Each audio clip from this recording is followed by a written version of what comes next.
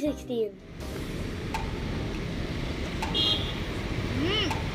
Road side காளான் சூப்பராக இருக்கு. வீட்டில் ட்ரை பண்ணி பார்ப்போம் வாங்க. அன்னைக்கு எங்கள் அப்பாவோட ரோட் சைட் காளான் சாப்பிட போகிறோம்ல, இன்னைக்கு எங்கள் அப்பா ரெடி பண்ணிட்டாங்க. வாங்க சாப்பிட்டு பார்க்கலாம்.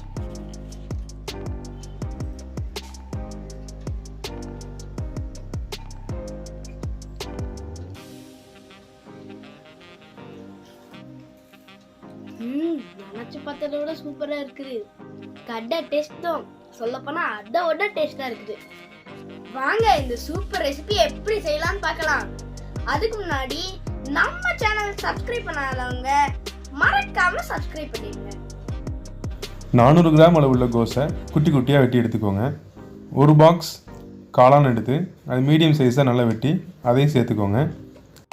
கடையில் காளான் ரொம்ப கம்மியாக தான் சேர்ப்பாங்க. நம்ம வீட்டில் செய்கிறதுனால 200 கிராமையும் மொத்தமாக போட்டோம். அதில் 1 கப் கடலை மாவு சேர்க்கணும். கரம் மசாலா 2 டீஸ்பூன்,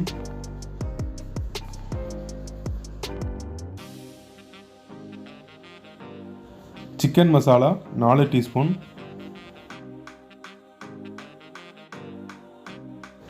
இருபத்தஞ்சி கிராம் இஞ்சி, 25 கிராம் பூண்டு, 2 பச்சை மிளகாயை நல்லா இடித்து சேர்த்துக்கோங்க.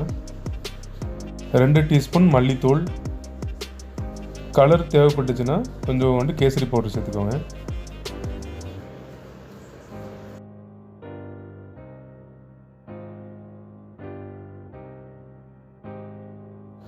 ஒரு கப் மைதா மாவு. மைதா மாவு சேர்க்க விருப்பம் இல்லைன்னா கோதுமை மாவும் சேர்த்துக்கலாம். 1/2 கப் அரிசி மாவு,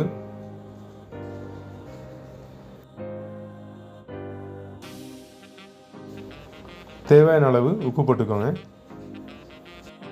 இதில் கொஞ்சமாக தண்ணி விட்டு நல்லா கிளறி எடுத்துக்கோங்க. அதிகமாக தண்ணி விட்டிங்கன்னா ரொம்ப எண்ணெய் குடிக்கும். அதனால் ஒரு போண்டா பதத்துக்கு இருந்தால் போதும். இப்போ நம்ம நல்லா மிக்ஸ் பண்ணி எடுத்துட்டோம். பாருங்கள் எப்படி போண்டா மாவு பதத்தில் இருக்குங்க.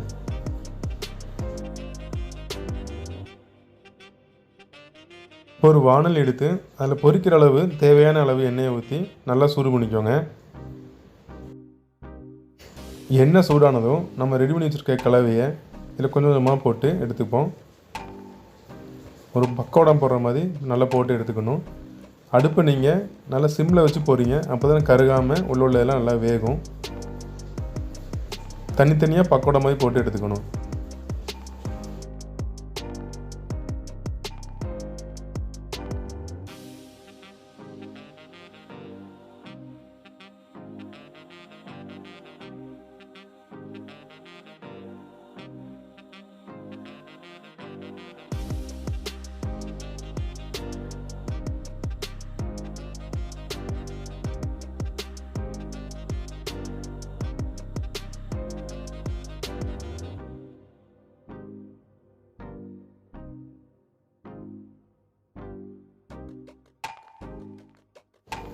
இப்போ நம்ம பக்கோடா நல்லா வெந்துருச்சு.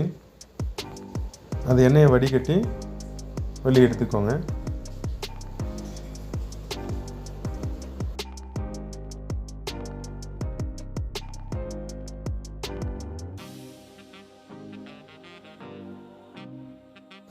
பக்கோடா கொஞ்சம் ஆறின உடனே அதை ஒரு கரண்டி வச்சு நல்லா அப்படி உடச்சி விட்டுக்கோங்க. அப்போ தான் தனித்தனியாக இருக்கும். எல்லாம் மொத்தமாக கட்டி கட்டியாக இருக்கும். இப்போ நல்லா குத்தி விட்டு உடச்சிக்கோங்க.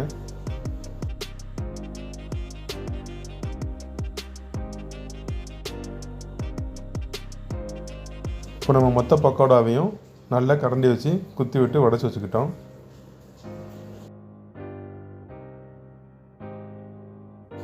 இப்போ மசாலா தண்ணி ரெடி பண்ணிக்கலாம். 1 லிட்டர் தண்ணியை ஒரு பாத்திரத்தில் விட்டு நல்லா கொதிக்க விடுங்க. அதில் 25 கிராம் இஞ்சி, 25 கிராம் பூண்டு, 4 மிளகாய் போட்டு நல்லா இடித்து வச்சு அதில் இப்போ சேர்த்துக்கோங்க. 2 டீஸ்பூன் வத்தத்தூள், 2 teaspoon mutton masala, 2 teaspoon garam masala, தேவையான அளவு உப்பு. தெருவோர கடைகளில் இருக்கிற மாதிரி நல்லா கலராக வேணும்னா கொஞ்சம் கேசரி பவுடர் சேர்த்துக்கோங்க. நல்லா கலராக இருக்கும்.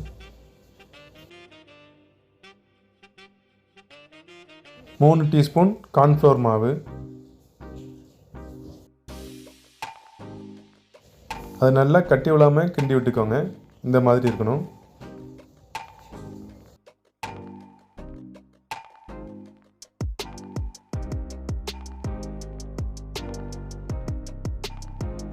அடுப்பை சிம்மில் வச்சு நல்லா இது மாதிரி கொதிக்க விடுங்க. அப்போ தான் மசாலா வாசனை இல்லாமல் இருக்கும். நல்லா கொதித்ததும் அதில் நம்ம ரெடி பண்ணி வச்சுருக்கிற காளான் பக்கோடாவை உள்ளே போட்டுடலாம்.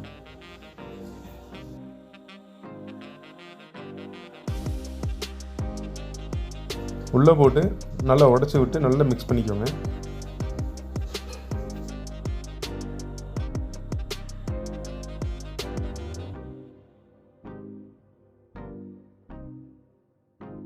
ஒரு 10 நிமிஷம் சிம்மில் வச்சு நல்லா வேக விடுங்க. கரண்டியை வச்சு அதை நல்லா கொத்தி கொத்தி விடுங்க. அப்போ தான் அது சின்ன சின்ன பீஸ் ஆகும்.